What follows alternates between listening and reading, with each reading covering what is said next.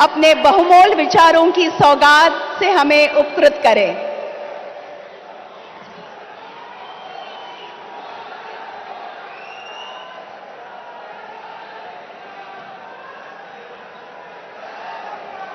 मंच पर विराजमान महाराष्ट्र के राज्यपाल श्रीमान भगत सिंह जी, यहां के लोकप्रिय मुख्यमंत्री एकनाथ शिंदे जी, इसी धरती के संतान और महाराष्ट्र के उज्जवल भविष्य के लिए प्रयत्नरत श्री देवेंद्र जी, नितिन जी, राव साहब दानवे, डॉक्टर भारतीताई और विशाल संख्या में पधारे हुए नागपुर के मेरे प्यारे भाइयों और बहनों,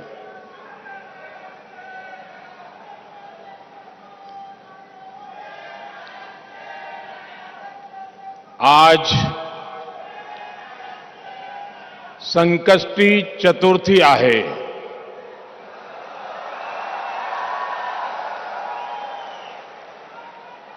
कोणतेही शुभकाम करताना आपण प्रथम गणेश पूजन करतो। आज नागपुरात आहोत तर टेकडीच्या गणपती बाप्पाला माझे वंदन।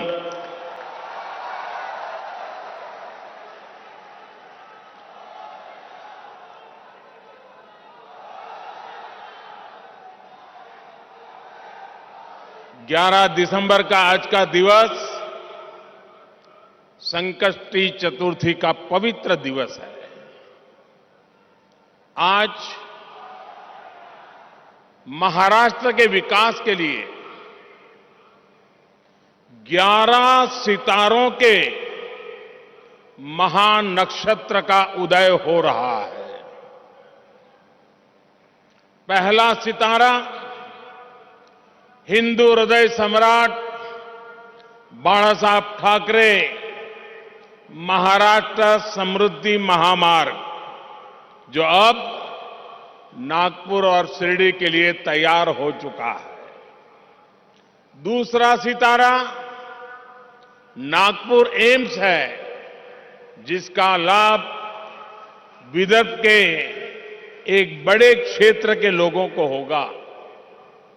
तीसरा सितारा नागपुर में national institute of one health की स्थापना है। चौथा सितारा रक्त संबंधी रोगों की रोकथाम के लिए चंद्रपुर में बना आईसीएमआर का रिसर्च सेंटर है। पांचवा सितारा पेट्रोकेमिकल क्षेत्र के लिए बेहद अहम सीपेट चंद्रपुर की स्थापना है। छठा सितारा नागपुर में नाग नदी के प्रदूषण को कम करने के लिए शुरू हुआ प्रोजेक्ट। सातवां सितारा नागपुर में मेट्रो फेज 1 का लोकार्पण और दूसरे फेज का शिलान्यास है। आठवां सितारा नागपुर से बिलासपुर के बीच आज प्रारंभ हुई वंदे भारत एक्सप्रेस है। नवा सितारा नागपुर और अजनी रेलवे स्टेशन के पुनर्विकास की परियोजना है। 10वां सितारा अजनी में 12,000 हॉर्स पावर के रेल इंजन के मेंटेनेंस डिपो का लोकार्पण है। 11वां सितारा नागपुर इटारसी लाइन के कोहली नरखेड़ रूट का लोकार्पण है। 11 सितारों का यह महानक्षत्र महाराष्ट्र के विकास को नई दिशा देगा, नई ऊर्जा देगा। आजादी के 75 साल के अमृत महोत्सव में 75,000 करोड़ रुपए के इन विकास कार्यों के लिए महाराष्ट्र को, महाराष्ट्र की जनता को बहुत बहुत बधाई।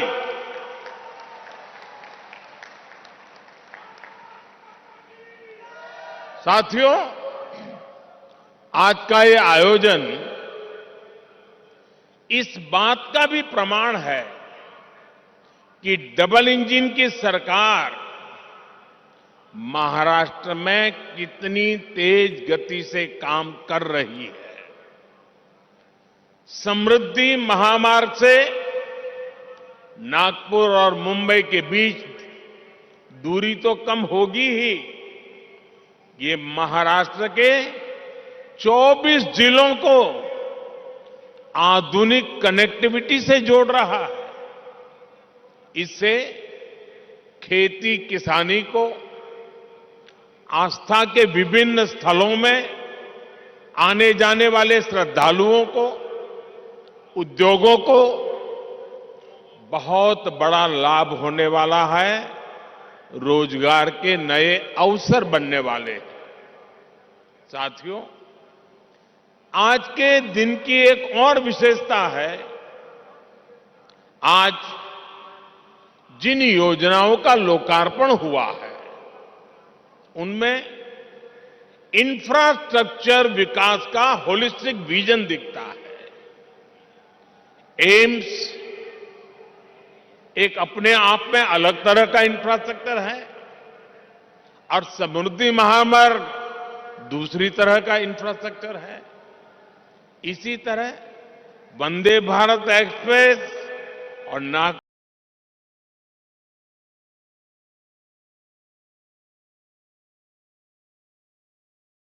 मेट्रो दोनों ही एक अलग प्रकार का कैरेक्टर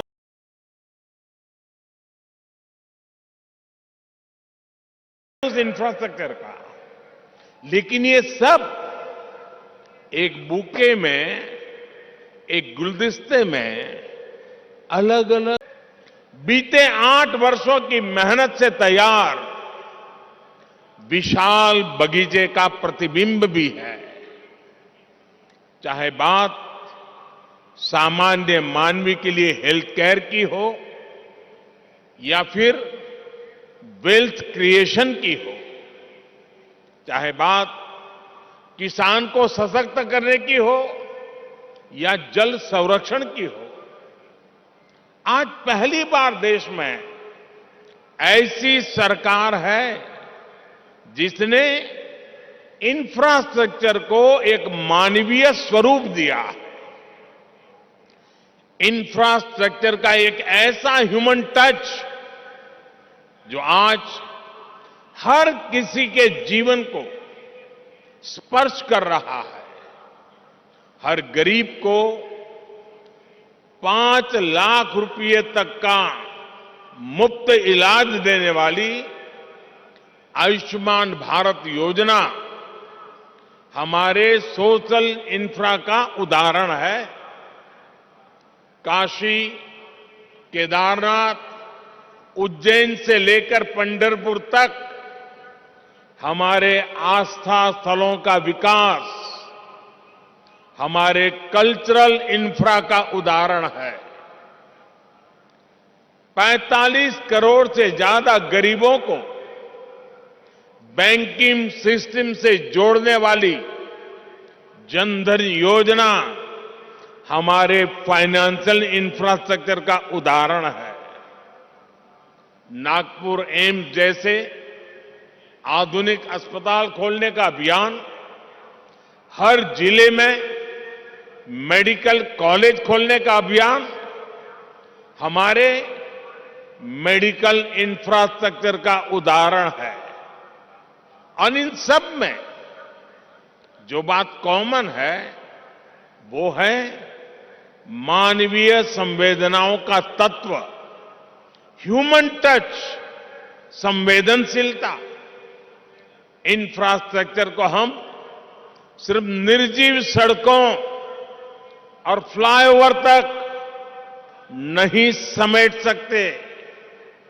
इसका विस्तार कहीं ज्यादा बड़ा है। और साथियों, जब इंफ्रास्ट्रक्चर के काम में संवेदना नहीं होती, उसका मानवीय स्वरूप नहीं होता, सिर्फ ईंट, पत्थर, सीमेंट, चूना, लोहा दिखता है,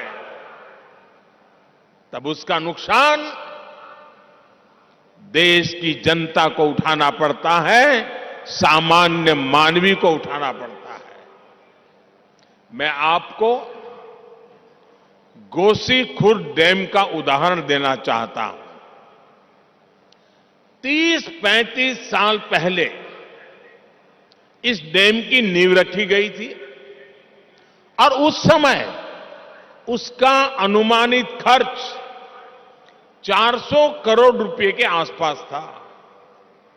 लेकिन बरसों तक संवेदनाहीन कार्यशैली के कारण बरसों तक वो डैम पूरा नहीं हो पाया।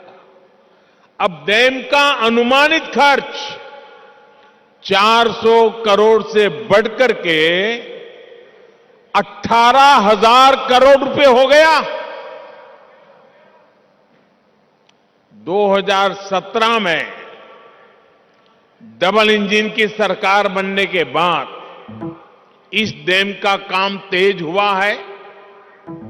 हर समस्या को सुलझाया गया है।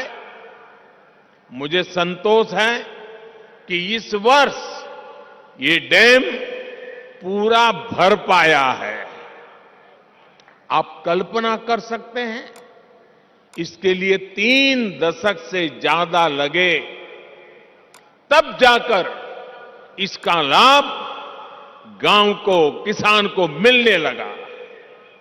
भाइयों और बहनों, आजादी के अमृत काल में देश विकसित भारत के विराट संकल्प के साथ आगे बढ़ रहा है। विकसित भारत के निर्माण का रास्ता है भारत की सामूहिक ताकत। विकसित भारत के निर्माण का मंत्र है राष्ट्र के विकास के लिए राज्य का विकास।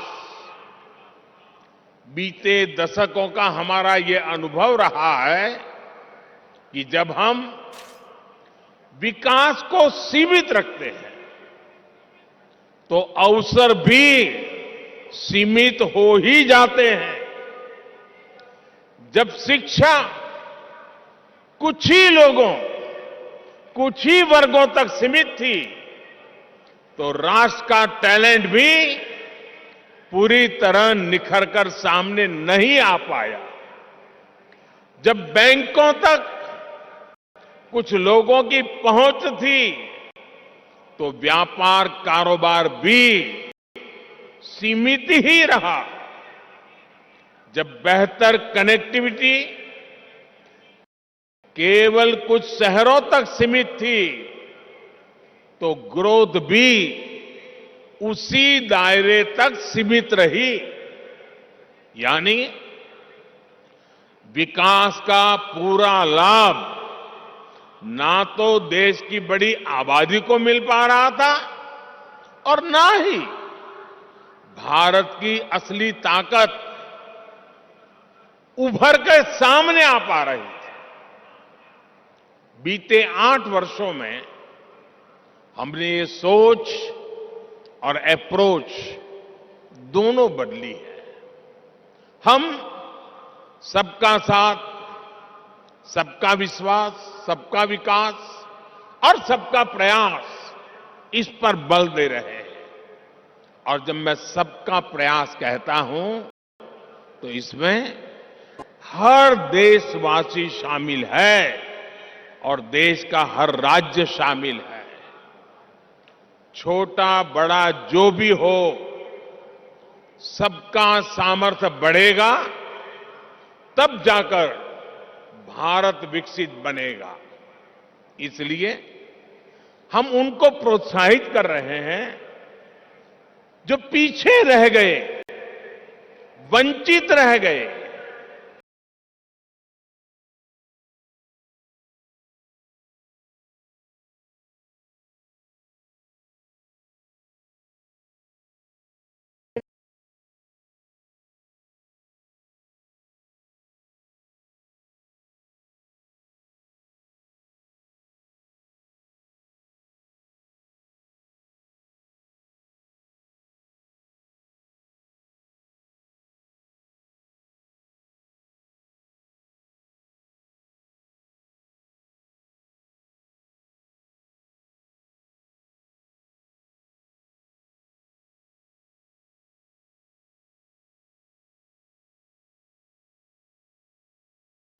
जिनको छोटा समझा गया, यानी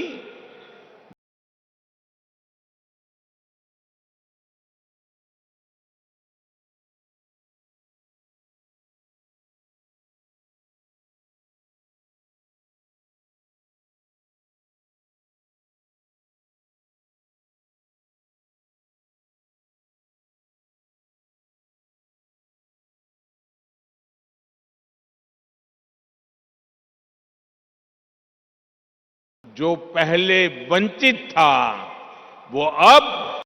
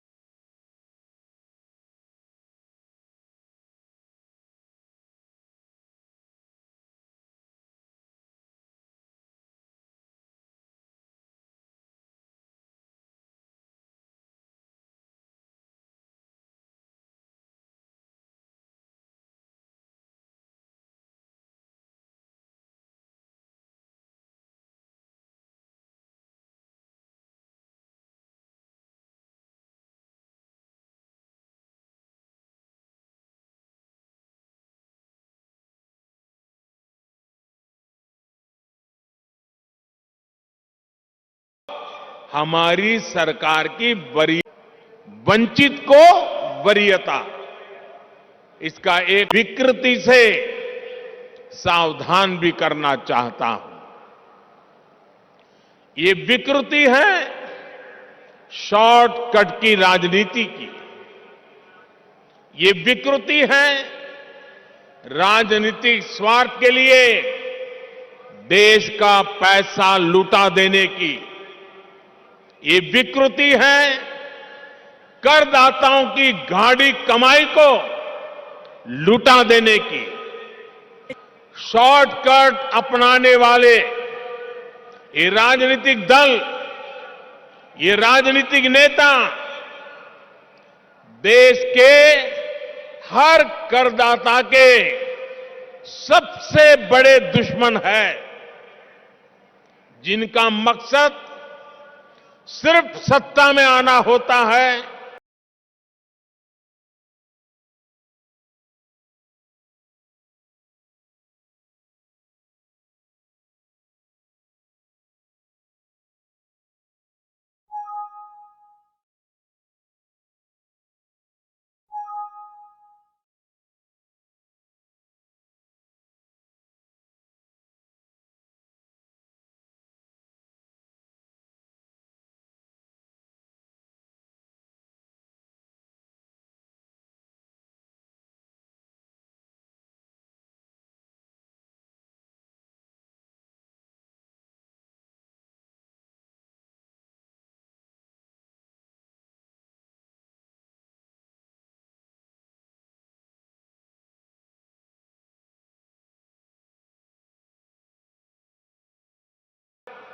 जिनका लक्ष्य झूठे वायदे करके सिर्फ सरकार हड़पना होता है, वो कभी देश नहीं बना सकते।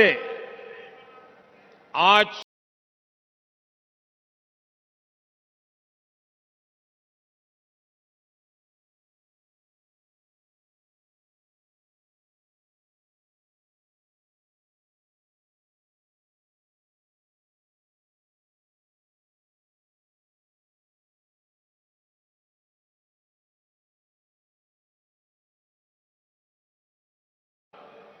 अपने निजी स्वार्थ में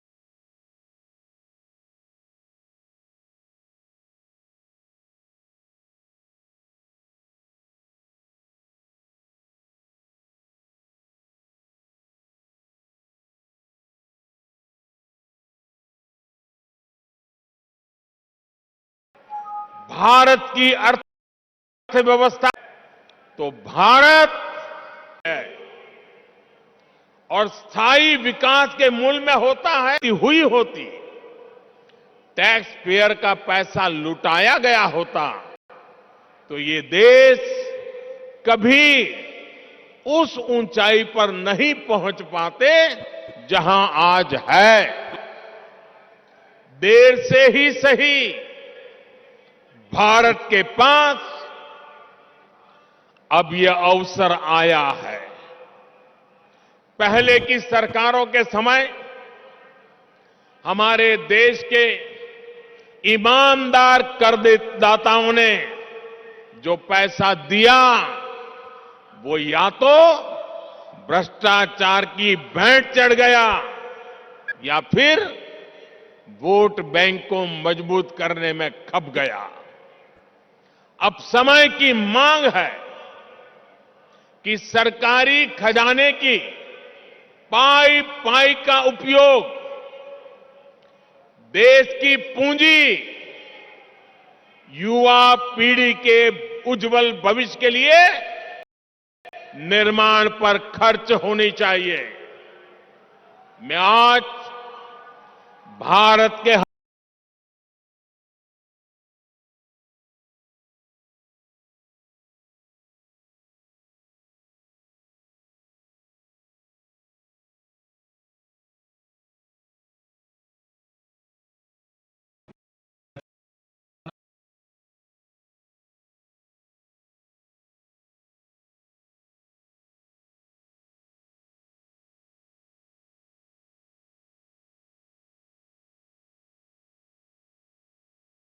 हर युवा से आग्रह करूंगा,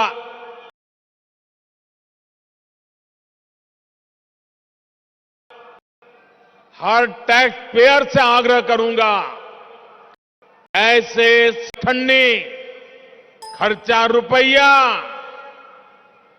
ये व्यवस्था को तबाह होते देखा है। हमें मिलकर भारत को ऐसी कुनीति से बचाना है। हमें याद रखना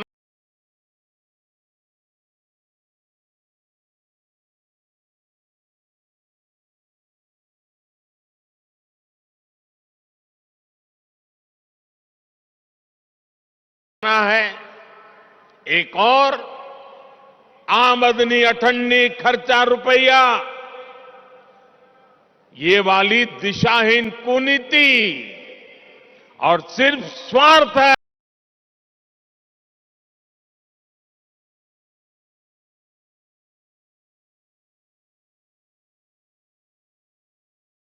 आज भारत के युवाओं के पास जो अवसर आया है वो हम ऐसे ही जाने नहीं दे